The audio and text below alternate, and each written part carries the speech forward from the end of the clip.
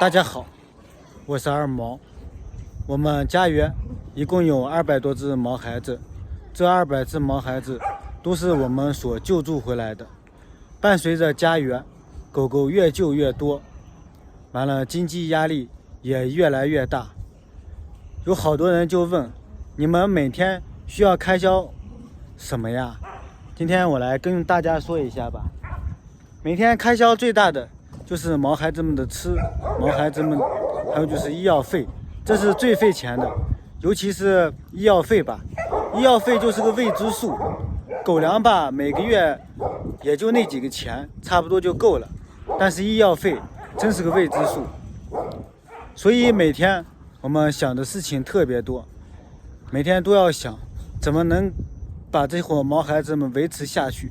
每天反正虽然没干多少活儿，感觉自己可累了。